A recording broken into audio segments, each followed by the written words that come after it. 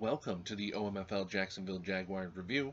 I'm your host, Mike Fleury, and this week we're going to be covering weeks 13, 14, 15 of the season and going to take a look at the current playoff race as it stands right now. Let's just jump into it. Alright, so entering this slate of games, I figured I needed to be 2-1 to give myself a chance at the end of the season. I figured over the full 6 I needed to be 4-2, so that I would have 10 wins, and as I've said before, 10 wins is kind of the threshold for me personally on what is and is not a good season. I can miss the playoffs with 10 wins and be okay with it, so that to me is kind of the cutoff point. As we'll see here, I had 3 wins in 3 games. Gives me a really good chance going into the last set of games to pick up that 10th win and maybe even be able to rest some players in the last game. Which brings us right into the Bengals game. Earlier this season, I was discussing how user corners, people who user the cornerbacks, are some of the most difficult players to play because they effectively, if they're good at it, can shut down half of the field or any receiver that they are on. That was true of the Vegas game that I played earlier in the year. The problem with playing corner is that you really have to be on your game every snap. If you're playing defensive end, you can get away with taking some plays off, not being focused. If you're playing linebacker, you can sometimes get away with it, especially if the ball goes to the other side of the field. You can chase it down, but for the most part, you're reliant on the rest of the defense to make a play. But when you're playing corner, if you are not 100% focused and on your game and reading the play correctly and anticipating it properly, you can be exposed far more than any other position. And that's kind of what happened in this game. Now, I have no doubt that the Denver Broncos owner, I think it's Jay Glaze, is really good as a user corner. He is 7-6 on the year, 7-5 in games not against me. That is a great record. I have no doubt that he is very good at it. In this specific game, for whatever reason, he was not as sharp as you need to be when playing as a corner. I think in the first half, I had 4 or 5 plays to his receiver. I was looking for his receiver and sort of picking on him a little bit to try to get some yards and receptions. I hit a couple big plays, including at least 1 touchdown. And in the second half, I threw a couple more, including a double move touchdown. And that's a hard thing to do as a corner, to deal with a double move. You think, in this case, he probably thought it was going to be a crosser, and it turned into a corner route. And that's really difficult. Like, I can't put any blame on him. That is the unfortunate downside to usering a corner. It's part of the reason I don't tend to do it. I know that I'm not as good at keeping an eye on my receiver and the rest of the field. I only user corners in specific situations. So I have the utmost respect for anybody who tries it. It just, in this particular game, again, for whatever reason, he just wasn't as effective as he likely has been at other parts of the season. Now, onto some of the stats. Justin Fields in this one was great. My entire offense was great. It was a very efficient game for me personally. Uh, Fields, 303 yards, 3 touchdowns, 13 of 14 passing. It was one of those games where you just feel like nothing can stop you. Conversely, and this will be a theme for the next couple of games, Bo Nix sort of played to his overall. 18 of 28 isn't bad, but some of the missed throws that he had were. One interception, I believe Andre Sisco got that one. It was a game that Denver probably should have been more in. They played really well to the point where, with such a young team and developing team, there is no reason Denver can't take the last three, if not including this one, because they're still very much in it. The last three division titles, they've got a really good young team. This is a really good player. And if Bo Nix develops and becomes better and he refines his system, this should be a really good team and a formidable team going forward. In this one, however, his defense really didn't hold. ETN, 103 yards, 2 touchdowns on 12 carries. Fredrickson, 175. He's been incredible since I gave him kind of a hard time for his drops. 6 catches, 2 touchdowns. Brian Thomas Jr., 5 for 72 and a touchdown. Mayer had 56 yards on 2 catches. I'll say it again because I say it every video. I really need to get that guy the ball more. But it was just a really good, efficient game for my offense. Just kept getting first downs, kept getting big plays. It was basically the perfect game for my team. And I really needed it because I was concerned going into that game because it was the first of the 3-game stretch and I really wanted to take that win to kind of make things going forward a little easier for me, which transitions into the Colts game, which was not very easy for me. Started down 14-0. Eventually it was 17-7. Just couldn't really get things going early through an interception.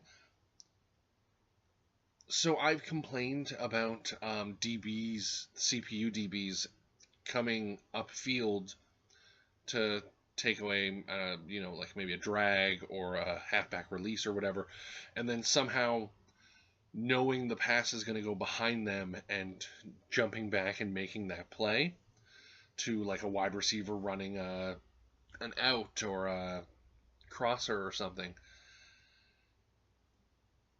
This is not one of those. It's the exact same play, except it was him, Pancakes, who did it. He was usuring that player. He baited me by going downfield, immediately turned around, and I had already started throwing. It was a great play. It took away a drive where it looked like I was going to get some points, and it kind of looked like I was going to get a pretty big play on that pass before he jumped it. So kudos to him. He read it really well. It was a really tough game for me, and I don't think I win that game if Anthony Richardson is playing anyway decent. He goes 9 of 21, 3 interceptions. Pancake's a really good player. I think he's won titles here, or at least been involved in title games. I don't really remember last Madden very well. I was kind of in and out because I was working so much. But having him in this division is kind of sets us up to having a really, really tough 3-pronged division. 4 if Roger ever figures it out. Because he's a really good player with some really good players on his team. And once he gets a handle of this game, we're going to have just a murderer's row in this division. Similar to what I thought the NFC West, I believe, was going to be when I was going to be there with the Rams. So this game kind of put everybody on notice that, like, going forward, it's not going to be so easy probably. Even though I believe they're a 4-win team and Houston's a 3-win team, if they figure it out, it's going to be a problem. My running game did really well in this one, 99 yards on 20 carries. It's really good for us. Frederickson 5 for 116. Brian Thomas Jr. 4 for 52 and a touchdown. Um, just one of those games where I I couldn't get things going to begin. Down 17-7, we managed to get a score. 17-14, scored again. Had a chance to shut the game down and end it, but opted to play it safe, kick the field goal, and we ended up taking a 7-point lead. He drove downfield immediately, gets the ball on, I think, about our 2. He would go on to tell me that he didn't like the look to run the ball because I believe we were running a 4-6 and had really kind of clustered around the line. And he was right, because I don't think it was a blitz, but I was using the safety intending to crash. Most of my team was really pressed around the line. I don't know if he would have gotten it running, so he opted to throw it wide. Tyson Campbell has been great this season, made a wild play, out-jumped. I don't think it was Pittman, so it might have been Mitchell, 6'2", 205. Could have been no, it wasn't Huff. Huff's a tight end. Definitely wasn't down. So it was probably Mitchell. Just out-jumped him, got the ball, interception, ended the game. It was a tough game, really good battle. If he gets a quarterback and develops one that fits better into his system and makes the passes, I could see him trying to make a play for Stroud or McCarthy, using his first-round pick to get one of them. Maybe McCarthy with 2 years left on his deal. I could see that trade happening. And you plug a QB like that in, he could be dangerous as early as next season. That could be really difficult. So that was a really close game, but ultimately we get the win in that one. Bringing up the Chargers game, it was a CPU game, so I'm not going to go through it very much.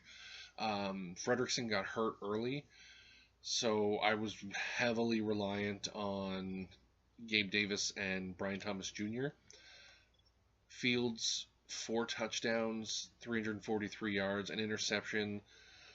I don't remember the interception. I think it was just me being stupid, which it usually is. Rushing, we didn't do great, but we didn't do terribly. About 95 yards on 19 carries. Touchdown. Brian Thomas Jr. 6 for 224 yards and 3 scores. Just getting open against CPU defense. Gabe Davis, 64 on 4 catches and a touchdown. Just really relying on my passing game in this one. Trying to outsmart the Chargers CPU defense.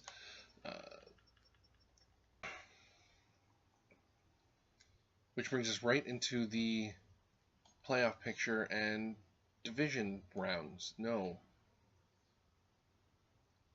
Which brings us right into the playoff picture, and what we're looking at right now is Buffalo and Tennessee as the division leaders. Buffalo hasn't clinched theirs yet. But I think I know they've won at least one game over Miami. They'll figure that out. Tennessee has basically clinched our division. I know what you're looking at. You're saying, well, he's only 2.5 up. If he wins this week, 3 games with 3 to play, and I play him twice. The problem is, listen, I've already congratulated him. He already has won the division as far as I'm concerned. Because even if he loses this coming week against me, and then somehow loses his next game, and I win, and I'm at 11-5, and he is at 12-4, and technically winning the next game against him would give me the division, I don't care. I don't want it. The division's going to be fought between me, him, Pancake, and Roger for the rest of this cycle. He won this one. I got last one. He won this one. If we go into the final week of the season and I have 11 wins, I'm shutting it down. If I have 10 wins, I'm shutting it down. I've always said 10 wins is the cut line between what I think is a good season. I would rather sit everybody, lose, and find out I needed to win to get the tiebreakers than to play everybody, get somebody integral to my offense or defense injured, ETN, Fields, one of my corners, lose the game anyway, and find out that I was going to make the playoffs on tiebreakers regardless. It doesn't make sense to me. As long as I win one of my next two games against him or Houston, it does not make sense to me at all to push for a week 18 win. It just isn't worth it to me to get the number 2 or number 3 seed again, or be fighting for one of those seeds again, just to end up playing a wildcard team that I've played 100 times already. I've already played Miami, I've already played Cleveland, I've already played New England. Right now I'm scheduled to play Cleveland for like the 37th time this cycle already. I'm so sick of Denver. No offense, Denver. Denver's a good guy. But like, I'm so sick of us scheduling games and playing. I think I told him after the last game, good game, let's never do it again. And the funny thing is, we are scheduled to play as it sits right now. For the 4th time. I will have played him as many times as I have played anyone in my division over the first 2 seasons. It's ridiculous. So, that division, this AFC South, Tennessee wins. Denver and Vegas are tied for the West, with Kansas City only a game back. Kansas City could be 7-7 to their 8-6, or possibly both of them could be 7-7. I don't know who they play. I'm not going to look. I know they play each other at some point near the end of the season, I believe. I think KC plays one of them this week. I think they play Denver. So what we're in is a situation where that division is very much up for grabs, and the tiebreaker scenarios flip so dramatically depending on who's in it. Because I have a win over Denver, but I lost to Vegas, and I believe I beat Kansas City. I don't remember if that was this season or not, to be honest. So whoever, if selfishly, I would rather have Vegas win the division because I have tiebreakers over the other guys. Cincy Cleveland also in kind of a battle for the final, for the AFC North. Cleveland sits about a game and a half up. Cincy still has to play. If Cincy wins, there'll be a game back. And the thing is, a lot of these teams still have to play each other. I think New England has a game against some of these guys. I think Denver and Vegas still have to play. Kansas City, I just said, it's going to play. Cincy, I don't think they play Cleveland, but I think they actually play one of the other teams, and I think Cleveland plays one of the other teams. So there's so much going to happen between now and week 18 that it's really hard to break down tiebreaker scenarios or like what needs to happen until we get past the week 17 sim. So week 18, I'm going to come back and do a full breakdown, all the tiebreakers, figure out where everybody is. As it stands right now, currently I sit a game above Denver, Vegas, and Cincinnati. But if we all end up tied, or some of us end up tied, it creates a really big cluster of tiebreaker scenarios, because the tiebreaker between two teams is different than the tiebreaker between multiple teams. So we're just going to have a look here. So we're going to just take a quick look. The Browns, who are currently leading their division, but who knows, they still have to play the Broncos. They have the Lions, Broncos, Packers, so they still have to play the Broncos. The Broncos have the aforementioned Browns. They also play the Raiders and the Chiefs. So if they win both of those games, one, it really does a lot of damage to the Raiders' division hopes. It also basically, or not division hopes. Well, yeah, division hopes, but also wildcard hopes, and it completely eliminates the Chiefs. But if they lose, and they have the Bills in the last game, so they could easily go on a 4-game skid. They're already in the middle of a 2-game skid. And I'm pretty sure they played Pepper's CPU, so that must have been a really rough game for them. What we're sitting in is a situation where Denver could completely clinch or completely blow themselves out of any chance for a division or wildcard spot over the next 4 weeks. They've got really tough matchups coming up. The Raiders, on the other hand, on top of having to obviously play the Broncos, they have the Cowboys, and they got unlucky to get the Cowboys in week 17, and people tend not to sit players in week 17. They'll sit them in week 16, or sorry, 18. They get the Ravens in 18, who are always a tough team, but really haven't figured it out this cycle. They got the Cowboys, the Broncos, and the Eagles are a solid team too. Now, they will probably beat the Eagles. If I'm guessing, my bet is on them to beat the Eagles this week. But the Broncos game's going to be really tough. The Cowboys game's going to be extremely tough. They are going to, best case scenario, they finish with 10 wins themselves.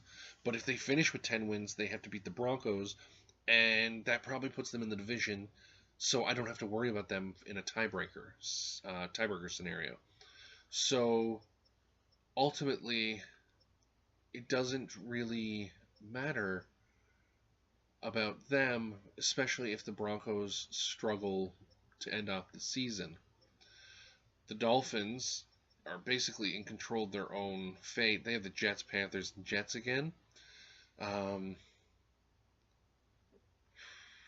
Well, you know how I like to split my division games into 1 win, 1 loss. So they're probably going to end up 2-1 to end the season. So that's probably 13 wins or 12 wins. So we're not worried about them. They probably locked up. They're going to lock up wildcard 1, I'm guessing. So I'm not really worried about them going forward. The Patriots, on the other hand, who sit a game and a half behind us, have the Bills next week. That's going to be tough. And then they have the Bengals, who are still fighting for their own division. So those are 2 really tough games. They could find themselves slipping, or if they can manage to win, because they got the Jets, and the Jets are really playing for pride and for draft pick right now. But the Bengals are still locked in a division fight that might not be over by the time their game plays. They are, as I said, a game back or game and a half back. So that could still be a thing entering the final week of the season. And also Cincinnati will be fighting for their playoff lives. So Cincy and New England are kind of going to take care of each other. Vegas and Denver are going to kind of take care of each other. So really, if I just keep my head down and hopefully win one more game, that should be about it for making the playoffs. I shouldn't, even if it is the number 3 wildcard seed, the way this looks like it's going to play out, this could be really advantageous for me, even despite a really tough end of season schedule.